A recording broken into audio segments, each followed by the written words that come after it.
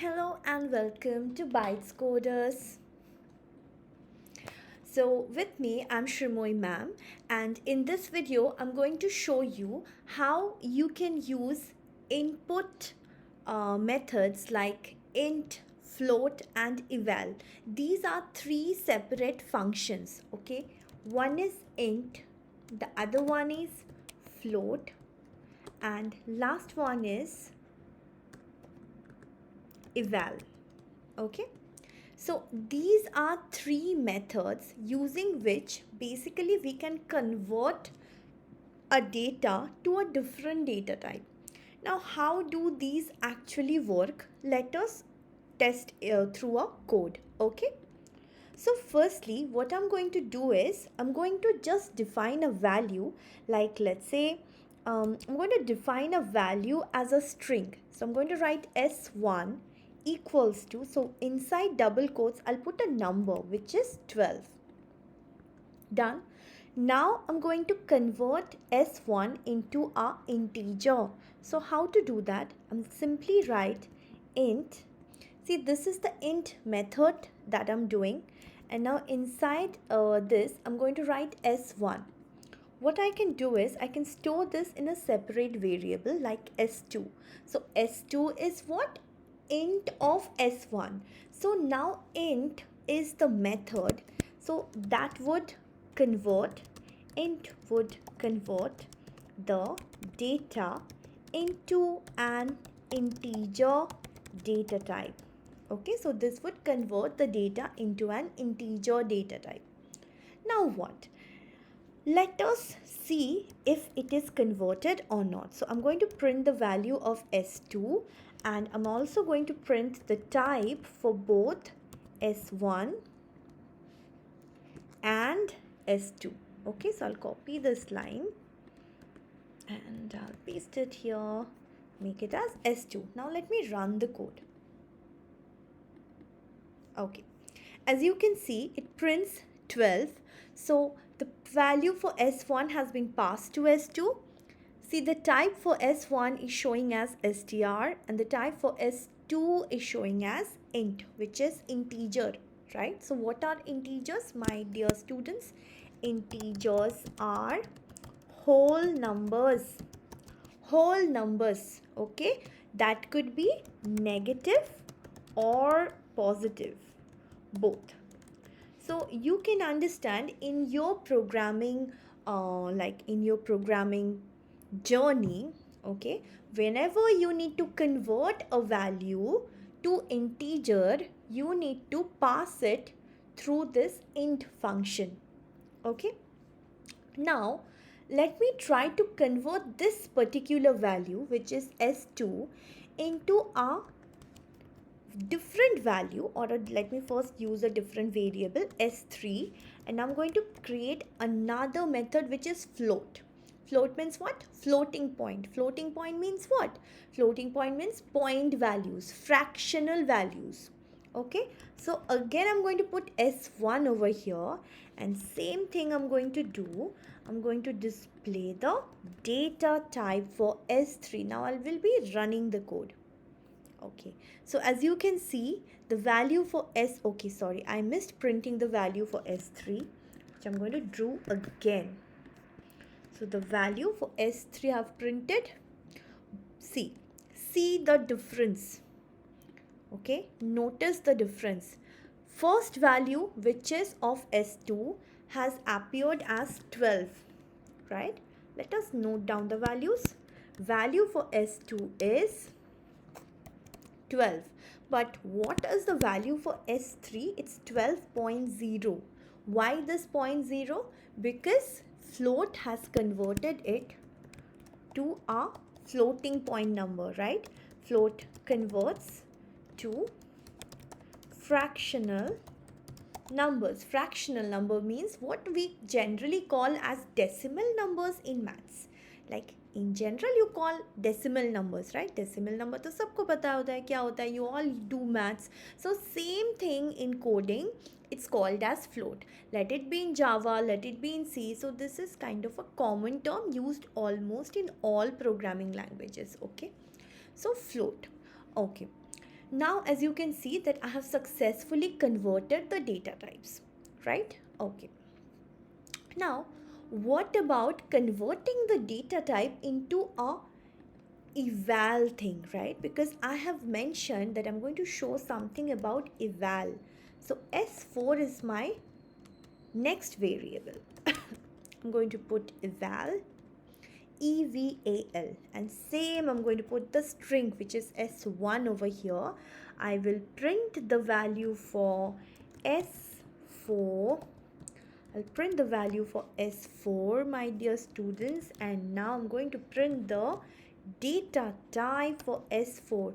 Now it's a mystery. What will be the last data type? Okay, here you can see class int. Now why, pardon me, now why is it an integer? Why int and not float? It is because eval is a very special data type. What eval does is, here the Python interpreter is automatically looking at the data, analyzing the data. What is the general form of the data? It's not in a fractional format. So just like how your human mind would say that 12 is a what? 12 is a whole number, an integer. Similarly, Python interpreter detects this to be an integer and its data type is accepted as integer. That's it. Okay. Now, if this value was 12.5, what would have happened? This is the next phase that we are looking now. I will run the code. Okay. Immediately you can see I get one error which is for S2. Int S1. See, this is the line where the error has been triggered. Line 2, it shows value error. Invalid literal for int with base 10, 12.5. So, since 12.5 is a fractional value, it cannot be converted to integer. Right? It cannot be. So, this is something we can't do. So, what is the solution? Okay. The solution is you just can't do it. That's it. Okay. So, S2 can't be done. So, I'm going to comment this line. Just put a hash in before your coding, like wherever you have to comment it. Now see, the moment I commented out S2, here the red markings have started to appear. Why these red markings? See, it says like some errors codes will be shown over here. Like what is the error? So basically the error is what? Can somebody comment what is the error over here? Let's see if somebody can comment or not. Put in your comments. Let's see what are your thoughts, what are your views. Okay, I will obviously explain. Okay, so basically, see, if you thought that it is showing as a red line because this variable, the line of code where we declare this variable has been commented out. So basically now what happens, it is hidden, right? The interpreter cannot read this line. It is hidden from the interpreter. So firstly, where you are declaring, there it's hidden, and then you are saying print s2. So what will the interpreter do? He is confused. I mean, it is confused. So interpreter is confused and saying that what is s2, man? I don't know. I can't recognize it. Okay. So s2 is not in the picture. Now let us try to run the code again. Okay, now you can see as my string value is 12.5, and now if I print the data type for S3, S4 and S1, I get string for the first one, S1, I get float for the second one, and I get float again for the last one where I have used eval. right? So these are the separate scenarios. Eval is like it will be evaluating what is the value just by how you can look from your naked eyes, and you can say this is a float. Similarly, okay. Now, next thing on this class, what I'm going to do is I will show you how you can accept values as integer, float, or you can use the eval method to accept value from user. So simple code I'm going to do. I'm just going to take some random input from the user. So let's say num1 is a variable where I just simply use the input method in the beginning, and I say enter a number.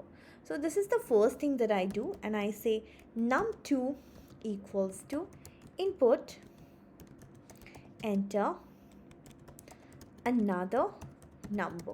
So definitely if I accept numbers through input method, what will be happening? It will be accepted as a string. All of you know. Is anybody there who was not sure before this? You can comment it. Okay, you can leave your comments, then I'll check it. Okay. So basically this is the input function, right? This is the input function. So it's not going to work. What I have to do is, I mean, it's not like it's not going to work, but I can show you what exactly will happen. If you just add num1 and num2, you will get horrible results. See, enter num1 23, enter num2 23 again. So the output, as you can see, is 2323. So it has simply concatenated both the variables, both the values, because it is a string. Even if you enter of any alphabet over here like A and B, still it will accept and the output comes as AB. So it is concatenating, joining the strings when you use a plus operator on strings, right? Okay, so now let me accept this as integer. If I would be accepting this as integer, obviously the sum will occur. That's quite simple. I'll enter simple values 2 plus 2, which is 4. But what if I enter a floating point value 6.7? Immediately I get the same error which was coming previously. Invalid literal for int with base 10, 6.7. So not allowed. For int conversion, float value cannot be passed. Clear? Okay. Next topic is how we can use the float method. Now, if I use a float method over here instead of the int method, see, even in this way, you can accept input from the user. Now you run the code, you put a 6.7, you put a 5.7, you get the sum 12.4, so pretty good. But what if I enter integer now instead of 6.7 or something? I've simply entered 7, which is a integer. So what do you think? Will I get the same error? Take your time. You can pause the video if you're watching it later, and